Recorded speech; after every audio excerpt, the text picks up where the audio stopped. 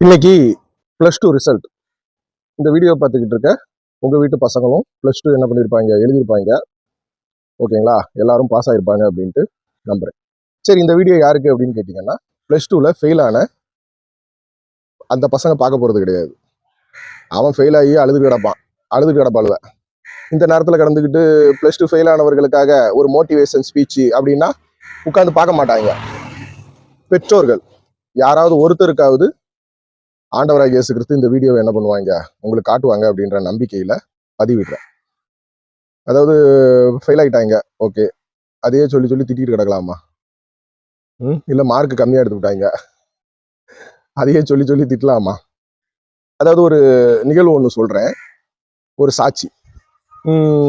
என் கூட வந்து ட்ரிப்ளிகனில் அசீஸ்ன்னு ஒரு பையன் என் கூட காலேஜ் படித்தான்.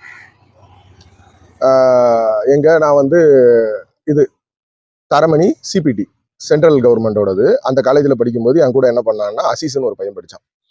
அவங்க அப்பா வந்து 10th கூட முடிக்கலன்னு நினைக்கிறேன், 10th ஃபெயிலுன்னு நினைக்கிறேன்.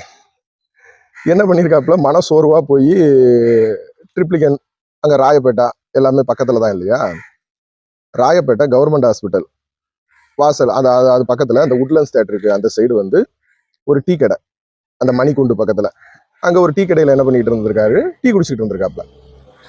அப்போ என்ன பேசியிருக்காங்க அப்படின்னா, ராயப்பேட்டை கவர்மெண்ட் ஹாஸ்பிட்டலுக்கு வார்ட் பாய்க்கு ஆள் வேணும், யாராவது இருந்தால் சொல்லுங்க அப்படின்ன உடனே இவர் என்ன பண்ணியிருக்காப்புல, சரி நம்மளும் அப்ளிகேஷன் கூட இருந்தவங்க எல்லாம் நீ அப்ளிகேஷன் சும்மா போட்டுப்பாரு அப்படின்ட்டோன்னா என்ன பண்ணியிருக்காப்புல, அப்ளிகேஷன் போட்டிருக்காப்புல.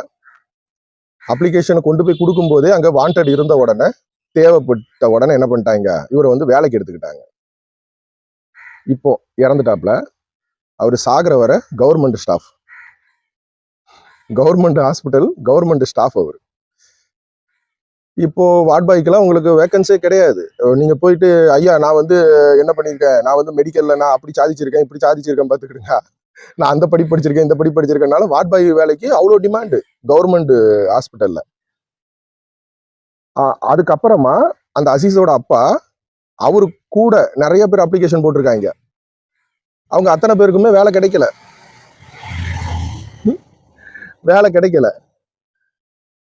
அதே மாதிரி எங்க சித்தி +2 முடிச்சுட்டு என்ன பண்ணியிருக்காங்கன்னா, பஸ்ல வந்து எங்க ஊர்ல இருந்து திருநெல்வேலி மாவட்டம், அப்போ எங்க ஊர் கிராமம், அங்க இருந்து திருநெல்வேலிக்கு படிக்க அனுப்பணும். என்ன பண்ணியிருக்காங்க, பஸ்ல ஏத்தி விட்டுருக்காங்க. இவங்க என்ன பண்ணிட்டாங்க, நான் என் ஊரை விட்டு போக மாட்டேன், அங்க போய் ஹாஸ்டல்ல தங்கி படிக்கணுமான்ட்டு ஊரை தாண்டினோன்னா அந்த பஸ்ல இறங்கி அடுத்து ட்ரக்கரை பிடிச்சி வீட்டுக்கு வந்துட்டாங்க. இன்னைக்கு வர எங்க சித்தி ஹவுஸ் ஒய்ஃப். ஆனா அவங்க கூட படிச்சவங்க ஒருத்தங்க +2ல ஃபெயிலு.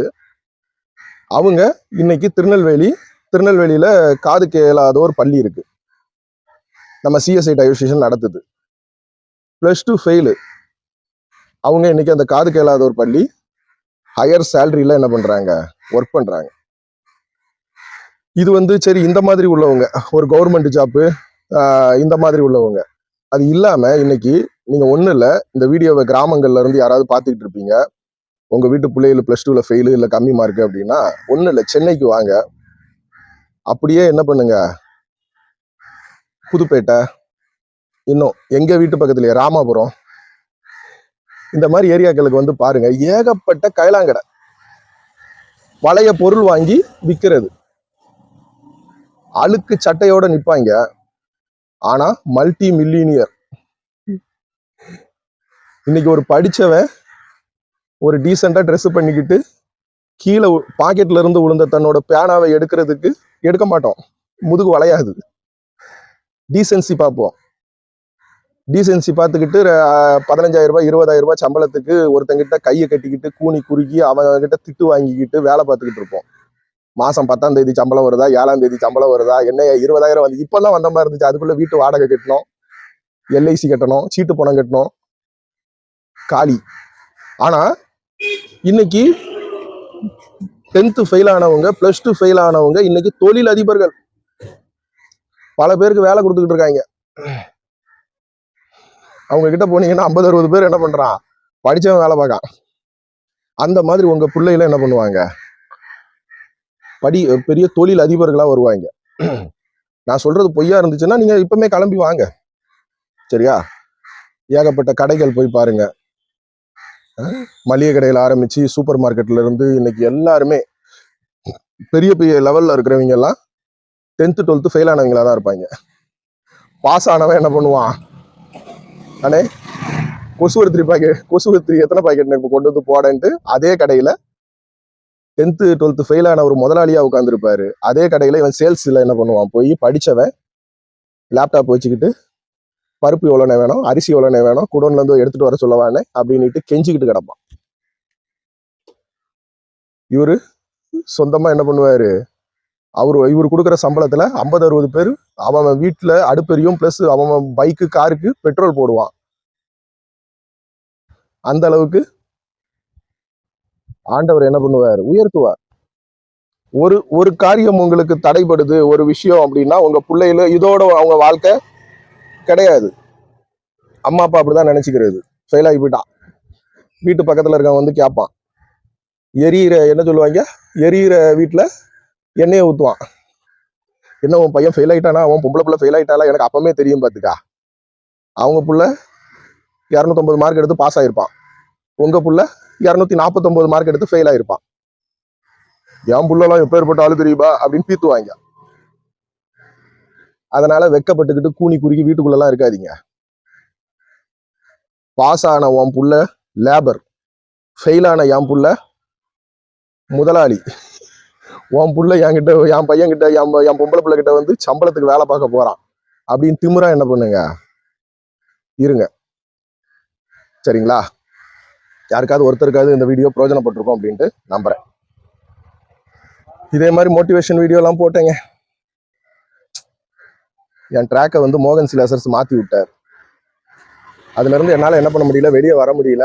இனி வரக்கூடிய காலத்துல பார்ப்போம். கொஞ்சம் கொஞ்சமா என்ன நானே மாத்திக்கிட்டு என்ன பண்றேன், சைக்காலஜி அது கலந்து அப்படியே என்ன பண்ணுவோம், ஒவ்வொரு வீடியோக்களா பேசுவோம். வியூஸ் கம்மியா தான் போகும். இது நிறைய பேர் ஷேர் பண்ண மாட்டாங்க. எவனையாவது திட்டி போட்டாதான் ஷேர் பண்ணுவாங்க. நிறைய பேர் கேட்டாங்க, ஏன் ஆக்டிங் கிறிஸ்டியன் தமிழ்னு உங்க சேனல் பேர் வச்சிருக்கீங்க அப்படின்ட்டு. நல்லா சொல்றேன் கேளுங்க. ஆக்டிங் கிறிஸ்டியன் அப்படின்றது வந்து நான் முதல்ல சின்ன பிள்ளையில வச்சு லாக்டவுனோட டிராமா போட்டேன் பாத்தீங்களா, அந்த டைம்ல சின்ன பிள்ளையில வச்சு நடிக்க வச்சேன். அதான் நடிப்பு கிறிஸ்தவர்கள். கிறிஸ்தவத்துல உள்ள திருச்சபைகள்ல நடக்கிற விஷயங்கள், ஊழியக்காரர்கள் பண்றது, இதை வச்சு நான் என்ன பண்ணேன்னா நடிக்க வச்சதுனால அந்த ஆக்டிங் கிறிஸ்டியன், ஆக்டிங் அப்படின்ற மாதிரி வச்சேன். இப்ப சேனல் பேரை மாத்தலாம், மாத்தி வேற ட்ராக்ல அப்படியே கொண்டு போகலாம். இப்ப அப்படியே இனி வரக்கூடிய காலத்துல. ஆனா இது வந்து மக்கள் மனசுல பதிஞ்சிருச்சு. இன்னைக்கு கூட எல்லாருமே ஆக்டிங் கிறிஸ்டியன் தமிழ்னு போட்டு சர்ச் பண்ணி நம்ம சேனலை சப்ஸ்கிரைப் பண்ணாம என்ன பண்றாங்க, ஒரு பிராண்ட் ஆயிடுச்சு. இன்னைக்கு எப்படி ஜீசஸ் ரெடியும், ஜீசஸ் கால்ஸ், ஜபத்தோட்ட ஜெயகீதங்கள் மாதிரி ஆக்டிங் கிறிஸ்டியன் அப்படின்றது ஒரு ஒரு ஒரு என்ன சொல்லுவாங்க, ஒரு யூனிக் ஆயிடுச்சு, ஒரு பிராண்ட். சரிங்களா? இன்னைக்கு எத்தனையோ பேர் வீடியோ போடுறாங்க, எத்தனையோ பேர் என்ன பண்றாங்க, இதே மாதிரி ட்ரோல் பண்றாங்க. ஆனா யாராவது இந்த பிராண்ட் ஆக்கியிருக்காங்களா? அப்போ சாதாரண ஒரு போகோன்ற ஒரு 6000 ரூபாய் போனு, அந்த போன்ல கிளாரிட்டி இல்லாம, சவுண்ட் கிளாரிட்டி இல்லாம வீடியோ போட்டேன். இன்னைக்கு ஆக்டிங் கிறிஸ்டியன் அப்படின்றது ஒரு பிராண்ட் ஆக்கி வச்சிருக்கேன். ஒரு சில வீடியோக்கள் வியூஸ் கம்மியா போகும், இது வியூஸ் கம்மியா போகும். நாளைக்கு ஏதாவது ஒரு இஷ்யூ வருதுன்னு வச்சுங்க, வேற ஏதாவது ஒரு பிரச்சனை, ஏதோ ஒரு பாஸ்டர், அப்ப ஏதோ ஒரு கிறிஸ்தவத்துல ஒரு பிரச்சனை, சார்லஸ் என்ன பேசியிருக்காரு இதை பத்தி, ஆக்டிங் கிறிஸ்டியன் சார்லஸ் என்ன பேசியிருக்கிறார், அந்த பிராண்ட். இன்னைக்கு அதே மாதிரி பாருங்க, இன்னைக்கு திட்டுறவங்க கூட என்ன சொல்லி என்ன கமெண்ட்ல திட்டுறாங்க, சார்லஸ் ஜே நீ விளங்க மாட்ட, நீ நாசமா போயிடுவ, நீ அடுத்த வருஷம் இந்நேரத்துக்கு உயிரோட இருக்க மாட்ட, நீ அழிஞ்சு போயிடுவ அப்படின்ட்டு என்ன பண்றாங்க. சார்லஸ் ஜே என்ன திட்டி கமாண்ட் போடுறவன், என்ன போன்ல வந்து திட்டுறவங்களுக்கு அவங்களோட தாய் தகப்பனோட இன்ஷியலை கேளுங்க, தெரியாது. ஆனா என்னோட இன்ஷியலோட என்ன பண்றான், என்ன வாட்ஸ்அப் குரூப்ல இருந்து தூக்குனாங்க. வாட்ஸ்அப்ல குரூப்ல மொத்தமே வேணா ஒரு 50 பேர், எல்லாம் பாஸ்டர்மார்கள் இருந்த குரூப். இன்னைக்கு யூடியூப்ல பிரபலமா இருக்கிற ஊழியக்காரர்கள் இருக்கிற குரூப். அந்த குரூப்ல நான் போட்டிருந்தா கூட 50 பேர்ல 2 பேர் தான் என்னோட கருத்தை பார்த்திருப்பான். ஆனா இன்னைக்கு சொற்பமான சப்ஸ்கிரைபர் வச்சு ஏதோ வேலைக்கு போற இடத்துல வர இடத்துல ஒரு கிளாரிட்டி இல்லாம நின்று வீடியோ போட்டு நம்ம 2 சேனலை தூக்கி என்ன ஜெயிலுக்கு அனுப்பிச்சு விட்டு, அப்போ ஒரு சாதாரண ஒரு மிடில் கிளாஸை பார்த்து அதிகமா சப்ஸ்கிரைபர், லட்சக்கணக்கில் சப்ஸ்கிரைபர் வச்சிருக்கிற ஒரு ஊழியக்காரர்கள், கோடீஸ்வரன், போலீஸ் டிபார்ட்மெண்ட்டை கைக்குள்ள வச்சிருக்கவங்க, அரசியல் பலத்தோட இருக்கிறவங்க இன்னைக்கு என்ன பண்றான்? பயந்து போய் கிடக்கா. அப்போ இது வந்து பயம், அது வேற. ஆக மொத்தம் இதுவும் ஒரு வளர்ச்சி, நம்மளோட வளர்ச்சி. கரெக்டுங்களா? ஒருத்தர் அழிஞ்சு போட்டோன்னே எனக்காக ஜெபம் பண்ணட்டும். ஆக மொத்தத்துல அவன் மனசுக்குள்ள நான் நிக்கல. அதுதான் பைபிள்ல என்ன இருக்கு வசனம் அப்படின்னு பாத்தீங்கன்னா, ஆகாது என்று தள்ளிய கல்லு என்னது மூளைக்கல்லா இருக்கு. அந்த வீட்டோட அஸ்திபாரத்துக்கே அந்த கல்லு தான். அந்த மாதிரி நீங்க அதை படிச்சது இல்லையா? நான் சொல்லல, ஆண்டவராகிய இயேசு கிறிஸ்து தான் சொல்றாப்ல. மார்க்ல ஆண்டவராகிய இயேசு கிறிஸ்து அவங்க வாயால என்ன பண்றாப்ல, பைபிள்ல. அதே மாதிரி உங்க பிள்ளைகளும் என்ன பண்ணுவார்?